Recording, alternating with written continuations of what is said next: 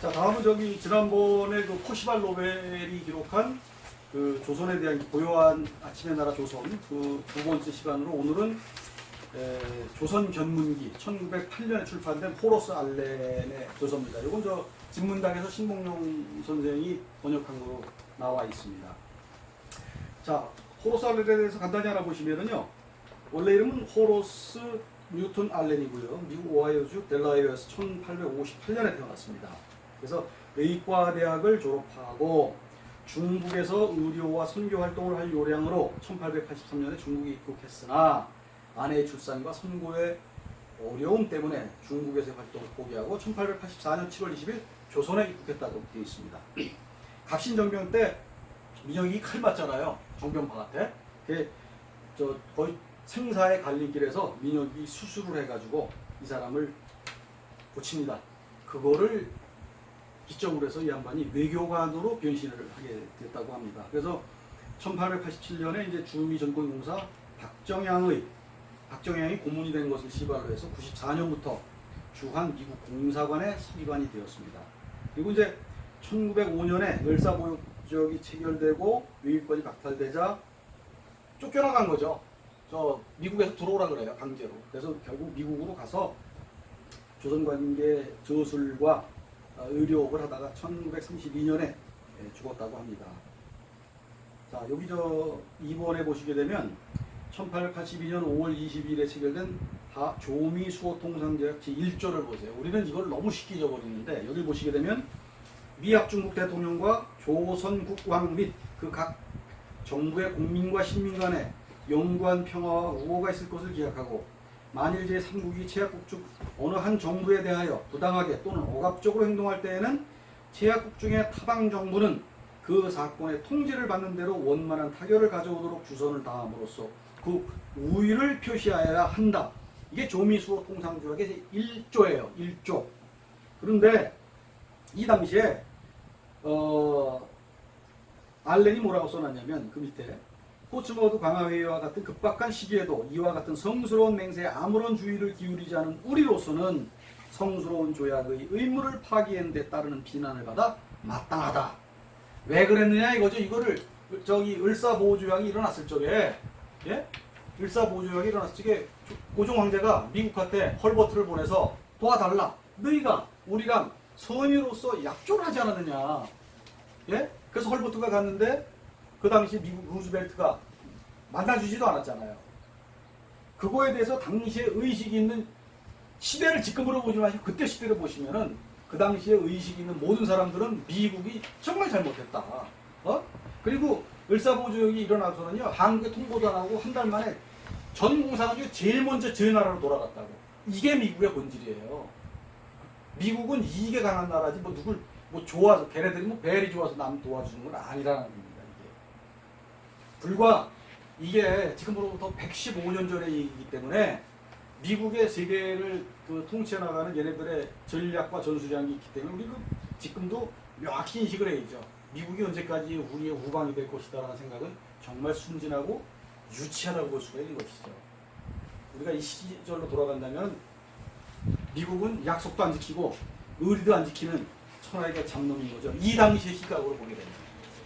그래서 이런 거는 우리가 좀 정확히 알아야겠습니다.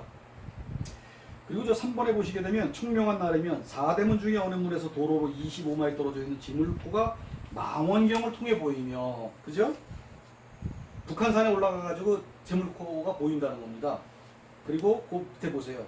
지물포와 문 사이에 한강이 수평선과 맞닿은 황해로 망각의 여로를 마칠 때까지 고개와 산 사이로 40마일을 꾸불꾸불하게 흘러가고 있는데, 자, 뭡니까 이거는요? 한강이 이 서울에서 지물포까지 일직선으로 갔다는 거 아니에요. 여기는 어떻게 갑니까? 이렇게 강화도로 보이지도 않잖아요. 여기 있지 아닌 걸 그래서 딱 나오잖아요. 예? 공사관까지 한 사람이 지금으로 지금 대사인데 거짓말 하나요, 이 사람이? 자, 4번에 보시게 되면 영국의 여행가인 노마는 조선을 여행하는 동안 놀랍고 아름다운 이 나라를 매우 칭찬했다. 그는 북경을 방문한 후에 수도 서울에 이르러 쓴 글에서 북경과 비교할 때 서울은 천국이라고 했다 이렇게 했습니다. 그 다음에 5번에 보시게 되면 이제 인디안에 대한 얘기가 나오는데 어느 학자는 미국의 원주민들이 조선에서 왔다고 추측했다. 스페인 사람들이 태평양 연안에 관한 기록을 보관하고 있던 비교적 짧은 기간에 100척 이상의 목선이 일본 해류를 타고 알류산 열도와 알래스카 해안을 따라 태평양을 횡단하여 표류했다고 한다. 그러면 스페인이 이 정도를 기록할 시기면은 1500년이 넘어서잖아요. 그죠? 바스코 다가마가 지나고, 그죠?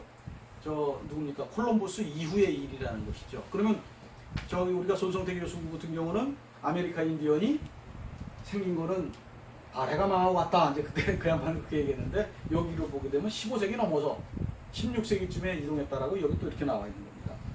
1888년에 워싱턴 주재 조선공사관의 모임에서 당시 니카라가 공사는 조선인들이 자기 나라의 교육받은 원주민과 매우 비슷한데 놀랐다고 말했다. 우리의 토착인인 인디언 종족들과 조선인과는 매우 유사한 것이 사실이다. 이렇게 기록이 되어 있습니다. 자, 6번을 보시게 되면 조선인들은 체격이 좋고 힘이 강하다. 어떤 노동자가 500파운드 무게의 짐짝을 나르겠다고 동료 일꾼들에게 내기를 걸었다. 그랬더니 화물 노동자 조합이 그를 맹렬히 공격하고 힘이 구타했다. 이유는 혼자 심자랑을 하여 노동시장을 망쳐버렸다는 것이다. 그 후로는 누구도 심자랑을 하면 심한 구타를 당할 것으로 알고 심자랑하는 사람이 없어졌다. 이렇게 되어 있습니다. 그죠? 이거는 우리가 알고 있는 거고 상당히 틀리죠. 자, 7번을 보세요. 1895년 10월 8일 민비가 시해되었다. 1,000에이커가 넘는 왕릉이 정지되었다. 제가 이거는 명성어의 능크기는 얼마일까라고 해서 우리 카페에다가 올렸습니다만은, 자, 1,000에이커는 지난번에 퍼시발 로웰이 창덕궁의 크기가 1,000에이커라고 썼다고 하네요. 그럼 1,000에이커는 지난번에 말씀드렸습니다만은 120만 평이다. 1,000에이커는 120만 평. 그렇죠? ACIES 1,000에이커가 120만 평인데 명성황후가 죽었을 적에 120만 평의 왕릉이 정지되었다는 겁니다. 묘자리를 만들려고. 어마어마한 거죠. 무덤 자체가 40에서 50피트 높이래서 12에서 15m 되면요, 이게 천마총 높이하고 똑같습니다. 천마총 높이가 14m거든요. 높이가 이만했다는 거예요. 그러면 이게 14m로 올라가게 되면 지름이 몇 m가 나오냐면요, 40에서 45m가 나와요. 지름이 천마총만하게. 천연의 상등성이에 자리 잡은 인공 언덕이었다. 지금 저 명성황후하고 고종릉 거기가 보게 되면 이렇게 언덕이 이렇게 있고요. 여기다 이렇게 만들어놨죠. 맞죠? 현재 만들어져 있는 건. 이거는 이놈들이 흉내내려고 만든 거고, 실제로는 이렇게 언덕이 있으면 여기에다가 이렇게 만들었다는 겁니다. 13m짜리. 그래서 제가 그 우리 대전사 카페도 했지만은 요 기록은 알렌의 기록 외에 에카르트 신부라고 조선 김선생님 조선 미술사 그 보셨습니까? 에카르트가 쓴 거. 최초의 조선 미술 통사인데. 조선 미술사 통사를 최초로 쓴 사람이 그 에카르트라는 독일 신부인데, 이 사람 걸 보게 되면 조선이 26년도에 이전했다는 게 딱 맞아 떨어져요. 에카르트는 사람이 10년이 넘어서 들어와가지고 조선 미술 통사를 냈는데, 이 양반이 1928년에 조선을 떠납니다. 28년에. 왜 28년에 떠났을까요? 우리가 대륙조선에서 얘기할 적에 1926년에 조선 총독부가 반도 이주를 했다. 그래서 조선의 정치체제가 26년에 이전을 한 거예요. 물론 이 이주는 1918년부터 끝났습니다. 18년이 무슨 해냐? 토지조사 사업이 완료된 해예요. 그래서 박용철 시인이 나도야 간다. 아시죠? 나도야 간다 노래. 그 시를 쓴 박용철 시인이 1930년에 쓴 시에서 박용철 시인이 고향은 찾아무어라니 일가 흩어지고 가족한테 모르는데 불리는 듯 쫓겨온지 연하무네. 예? 연하무에는 12년이라고 그러더라고요. 찾아보니까. 그럼 1930년에 이 양반이 썼으면 12년이면 1918년이 맞죠? 이때부터 이주가 시작이 된 거예요. 그래서 지난번에 저 누구였죠? 그 선생님 건축가 여기 일본 지금 현재 한옥집을 갖다 주르륵 졌던 사람이 있잖아요. 예, 그 사람이 이제 그 사람은 18년 전부터 졌겠죠. 그래서 이주가 시작이 되면서 22년도에 서울 시내 집값이 폭등했다가 23년도에 주춤했다 24년도, 25년도에 집값이 2차 폭등하는 그런 기록이 현재 나오지 않습니까? 그러니까 에카르트가 왜 26년도에 안 나가고 28년에 나간 이유는요. 26년에 일부 정치는 이쪽으로 가서 인구가 몇 천만, 이제 1000만 이상이 갔을 거 아니에요? 여기에 수억이 남아 있었는데, 여기에도 여기 조선이 있었기 때문에 에카르트 있었는데, 장개석이가 28년부터 북벌을 시작을 합니다, 이게. 이 남경 이쪽에 있다가 북벌을 시작을 해가지고 이렇게 올라와요. 그래서 28년도에 이렇게 커 올라와요. 그래서 떠난 거예요, 에카르트가. 그때. 네? 더 고증을 해봐야겠지만 잡힐 것 같은데, 남경을 지금 힘으로 저기, 하관이라 그래가지고, 지난번에 김종윤 선생님이 한 자료에 남경이 김해이기도 하고, 일제시대 때는 힘으로 새끼라 그러는 거 아니에요. 하관 조약이. 근데 남경은요, 제가 지금 공부하면서 느낀 건데, 남경은 이 밑에 쪽에 있던 거예요. 이건 조만간에 잡힐 것 같아요. 공부하다 보게 되면. 그래서 남경이에요. 북경이고. 네? 그래서 그걸 갖다가 여러분들이 일로 갖다 놨는데, 언제 차차 공부하면서 하시고, 에카르트가 28년에 끝난 거는 그렇다. 라고 하면 딱 맞아 떨어지죠. 어떻게 된 건지가. 그래서 무덤은, 그래서 이 에카르트가 얘기한 게 뭐냐면은, 이 묘에 대해서 얘기를 했어요. 조선의 마지막 황제가 죽었다. 그래서 저는 그때 저희 대표조사 카페에서는 고종이라고 이렇게 표현을 했는데, 에카르트가 28년에 떠난 거로 봐서는 순종이 맞는 것 같아요. 마지막 황제가. 그래서 순종이 죽었을 때, 에카르트가 분명히 지극히 아름다운 나라 조선이라는 기록문이 아니죠. 기록물에서 뭐라고 썼냐면은, 마지막 황제가 죽어서 현실을 만들고, 현실이 몇 메다입니까, 그러면? 한 3m 되죠? 사람이 서서 움직일 수 있잖아요. 굳이 돌로 딱 만드는 거니까. 현실을 만들고, 높이가. 위로 11m의 흙을 덮었다. 그럼 명성황후능하고 똑같은 거예요. 14m. 천마천만하게 만들었다는 거예요. 이게. 그래서 에밀 부르다라는 프랑스 고고학자가 쓴 거에도 조선의 거대한 왕릉들이 도해지 주변에 그득했다고 써놨다고요. 없어진 거죠, 당연히. 없어졌든지 중국 놈들이 저희들 거로 바꿨든지 그렇게 된 거죠. 이제. 그래서 이러한 기록이 외국 기록에 분명히 나와 있습니다. 그래서 우리가 구한말의 상황을 외국인 기록을 통하지 않고서는 알아낼 재간이 없다 이 말씀이에요. 그래서 더 많은 이제 또 계속 나오겠죠, 뭐 이것들이. 자, 그다음 8번은 제가 지난번에 말씀드린 거예요. 조선주차 중국공사는 원색이었다.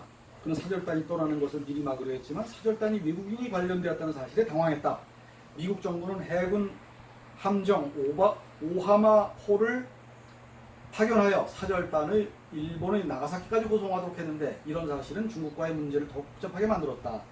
그들이 배를 타고 항구를 빠져나갈 때 오하마호는 사절단의 항해를 차단하기 위해 파견된 중국 함대의 대열 사이를 통과했다.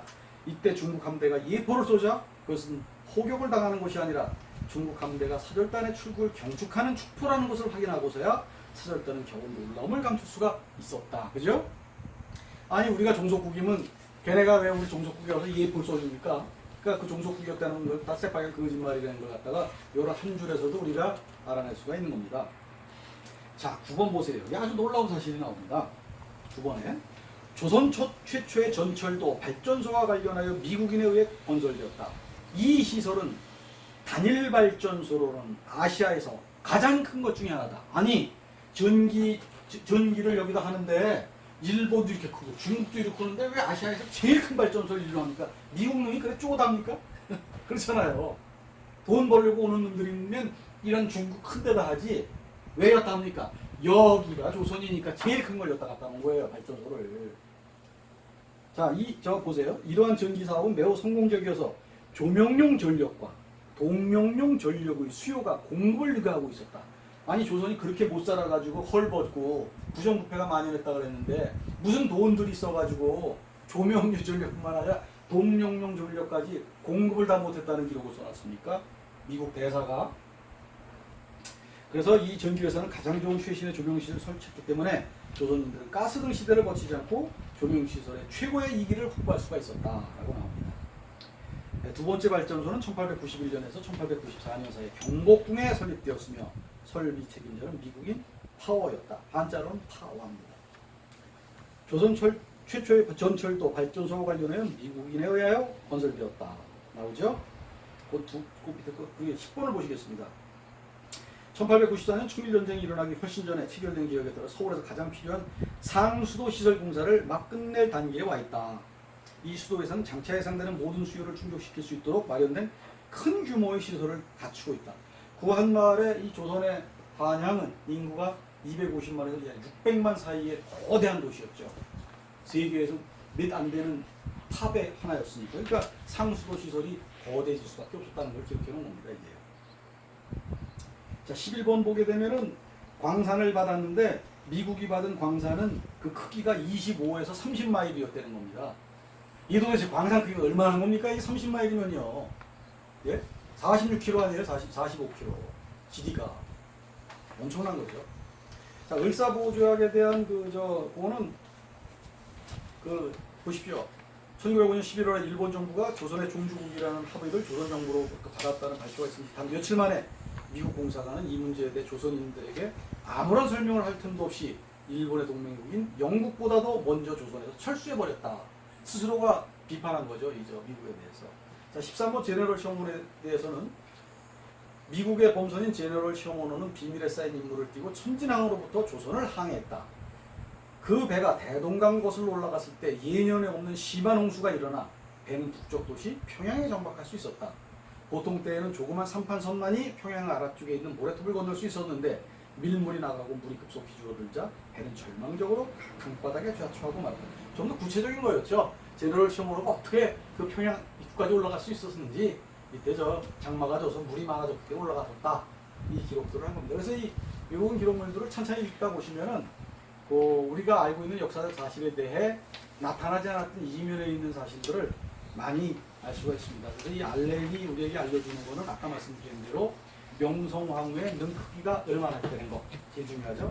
그 다음에 이미 1855년에 미국의 에디슨사에서 조선의 거대한 발전소를 설치했었다는 사실, 이런 건 다른 어디에도 나오지 않지 않습니까? 그리고 알렌의 기록물을 통해서 그런 것들을 고증해봤습니다. 다음번에도 저 외국 기록 중에서 하나를 찾아서 같이 또 찾아보도록 하겠습니다. 자, 마치도록 하겠습니다.